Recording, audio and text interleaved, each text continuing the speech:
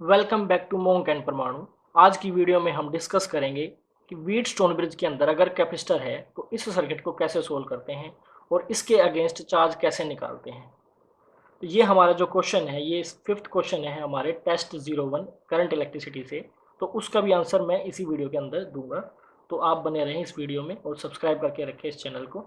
और अगर डाउनलोड करने हैं आपको पीडीएफ फॉर्म के अंदर ये सारे सॉल्यूशंस, तो आप मेरी वेबसाइट से डाउनलोड कर सकते हैं। तो चलिए देखते हैं इसका सॉल्यूशन। सबसे पहले हम देखते हैं इस फिगर को। इस फिगर के अंदर हमें यहाँ पर एक व्हीटस्टोन ब्रिज दिया गया है। यहाँ पर हमारे पास एक कैपेसिटर है। वो पूछता है कि इस कैपेसिटर के अंदर क्या करंट है अगर आर की वैल्यू 2 है तो इस क्वेश्चन को हम कैसे सोल्व करें। तो इसके लिए हमें सबसे पहले कुछ कॉन्सेप्ट पता होना चाहिए। कॉन्सेप्ट किस बेस पर काम करेगा इस क्वेश्चन के अंदर।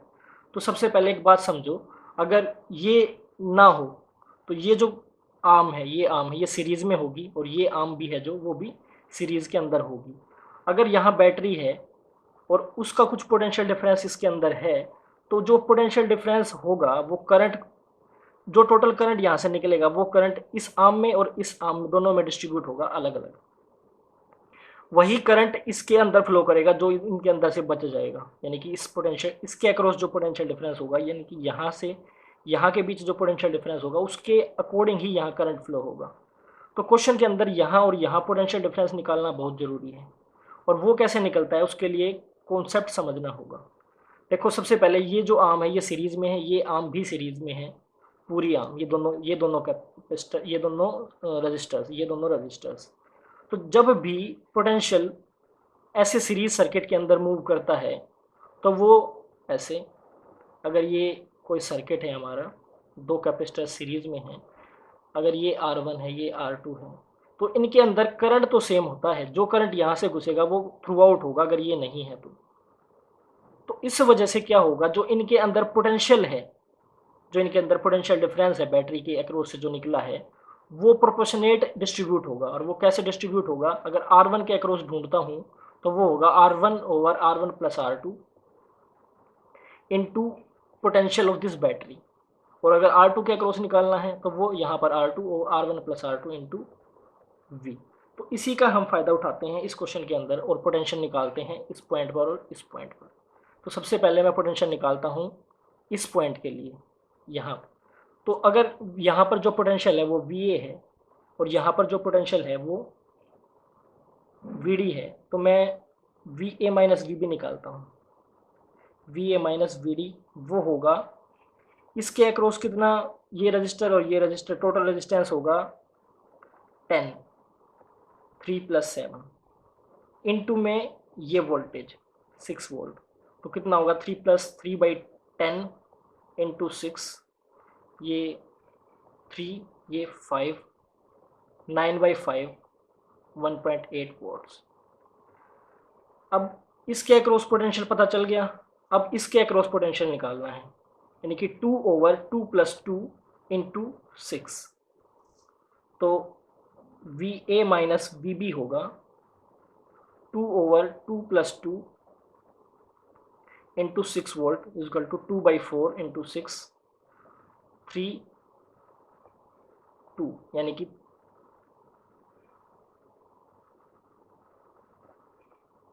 3 वोल्ट।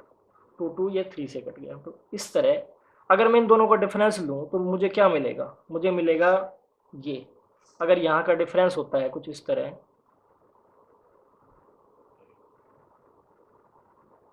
VA माइनस VD, अगर करूँ माइनस, यहाँ VD है, अगर माइनस करता हूँ VA प्लस VB होगा। और इस तरह ये बचेगा, ये cancel out, VB minus VD। देखिए इसके बीच का पोटेंशियल डिफरेंस पता चल गया। अब इसके बीच का पोटेंशियल डिफरेंस होगा 3 minus 1.8 volt is equal to 1.2 volt. अब देखो क्वेश्चन काफ़ी आसान हो गया है हमारे पास।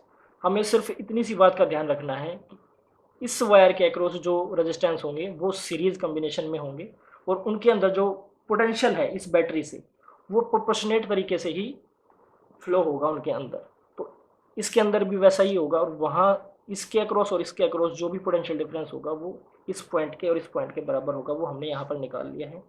तो हमारे पास हो गया है दिस माइनस दिस।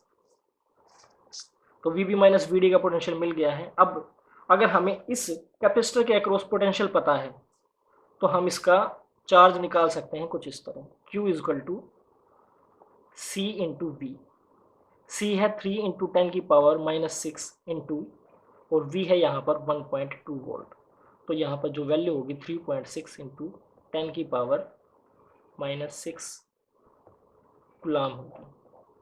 अब एनर्जी निकालनी है तो वो होगी हाफ सी वी स्क्वायर। अगर एनर्जी की वैल्यू निकालनी है तो हाफ सी की वैल्यू है 3 इंटू 10⁻⁻6 इंटू वी की जो वैल्यू है 1.2 का स्क्वायर। इसको आप सोल्व करोगे तो आपको मिल जाएगी टोटल एनर्जी। अब क्वेश्चन का जो सेकंड पार्ट है उस सेकंड पार्ट में वो पूछता है कि अगर इस सर्किट के अंदर आर की वैल्यू क्या होगी, इस सर्किट के अंदर आर की वैल्यू क्या होगी जब इस कैपेसिटर के अंदर जीरो करंट हो। तो अगर इस कैपेसिटर के अंदर जीरो करंट है तो ये सर्किट बैलेंस होगा, व्हीटस्टोन ब्रिज बैलेंस होगा, और बैलेंस कंडीशन के अंदर P by Q is equal to R by S होता है। तो P by Q is equal to R by S के अकॉर्डिंग हम लिखते हैं 2 बाई आर इजकल टू 3/7। तो यहाँ पर जो R होगा वो होगा 14/3, दिस एंड 3 इसके अपोन में चला जाएगा। तो इस तरह हम व्हीटस्टोन ब्रिज के अंदर अगर कोई कैपेसिटर दिया हो तो सिर्फ हमें यहाँ पोटेंशियल निकालना है यूजिंग दैट कॉन्सेप्ट, इस कॉन्सेप्ट के मेथड। तो इस तरह इस वीडियो को हम एंड करते हैं। I hope you. अब हम बात करते हैं क्वेश्चन नंबर 6 के बारे में। तो क्वेश्चन नंबर 6 के अंदर पूछा गया है सर्किट के अंदर R3 के अगेंस्ट कितना पोटेंशियल होगा, तो वो कैसे निकालते हैं। तो मेथड वही है जो हमने सीखा है आज तक। लूप के अंदर करंट कैसे फ्लो करेगा, I इधर, अगर इधर I1 गया है तो इसके अंदर होगा I माइनस I1। ठीक है, इधर I1, इधर I1, इधर दोबारा I।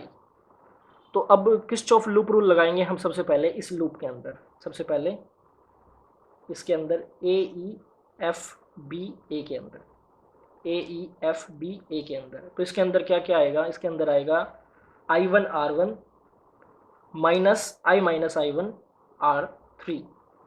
तो I1 R1 minus I minus I1 R3 is equal to, positive आया है तो नेगेटिव E1। अब इस लूप के बारे में बात करते हैं। इस लूप का नाम होगा ABCDA। इसके अंदर अगर लगाऊंगा तो इस तरफ, तो I minus I1 R3 plus I R2 is equal to E2।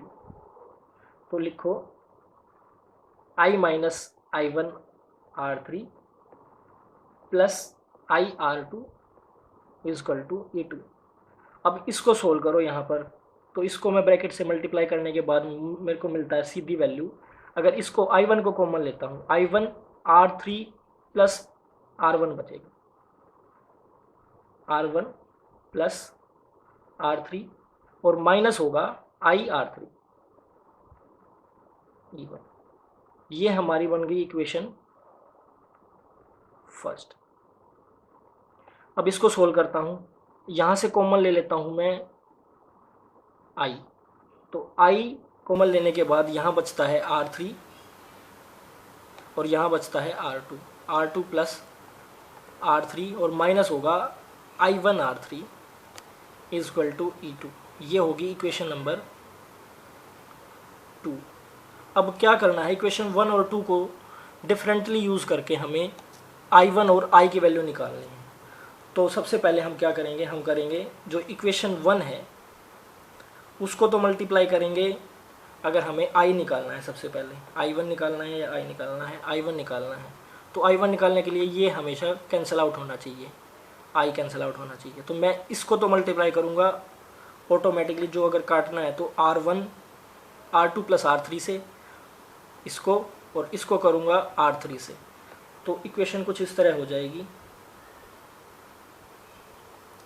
Equation 1 को R2 प्लस R3 से और अपोजिट साइन इन दोनों के तो ऐड करूँगा और इक्वेशन 2 को मल्टीप्लाई करूँगा R3 से।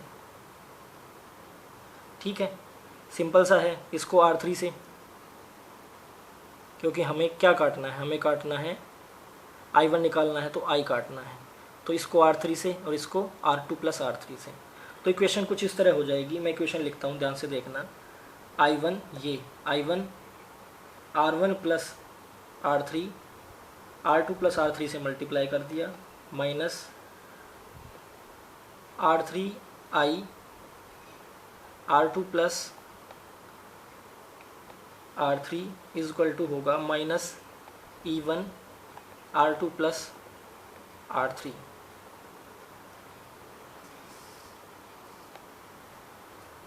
अब इस इक्वेशन को मल्टीप्लाई करते हैं R3 से, तो क्या होगा I R2 plus R3 into R3 minus I1 R3 का स्क्वायर होगा और इस तरफ होगा E2 R3। अब इन दोनों को हम कर देते हैं ऐड करने के बाद हमें मिलता है,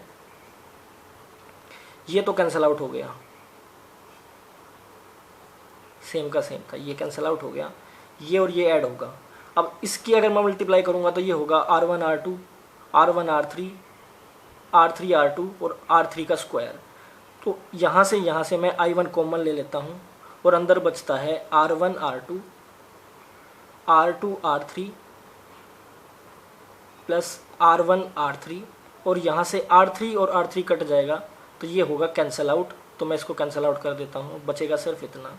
और इस तरफ क्या बचेगा, इस तरफ बचेगा सिर्फ ऐड करने के बाद इसको ऑटोमेटिकली बच जाएगा E2 R3, ये सेम का सेम, और मल्टीप्लाई होगा इसका E1 R2 E1 R3।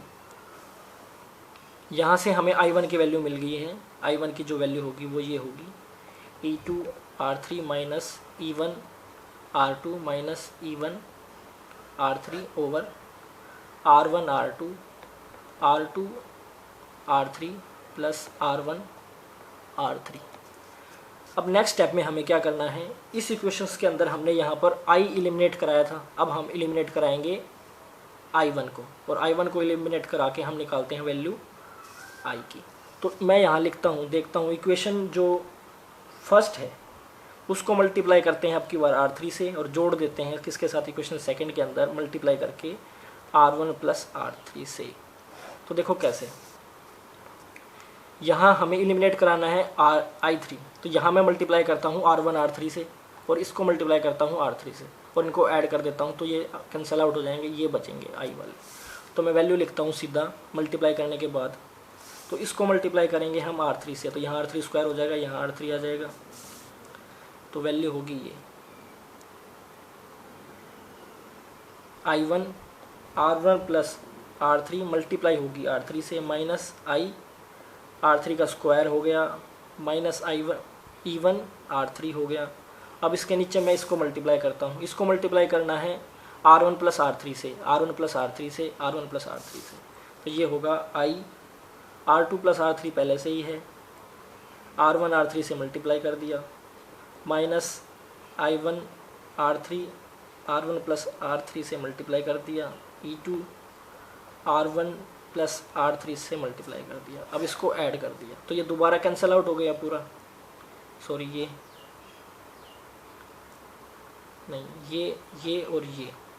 और ये बचा। इसकी मल्टीप्लिकेशन क्या होगी, R1 R2 R2 R3 R1 R3 और R3 का स्क्वायर, R3 का स्क्वायर इससे कैंसिल होगा, I और I इससे कॉमन लेते हैं तो क्या बचता है, यहाँ बचेगा R1 R2 plus R2 R3 R1 R3। अब इनकी मल्टीप्लिकेशन में एक फैक्टर बचता है R3 का स्क्वायर, इसको मल्टीप्लाई करेंगे, वो R3 का स्क्वायर इससे कैंसिल आउट हो जाएगा क्योंकि I और I इसमें हमने कॉमन लिया है।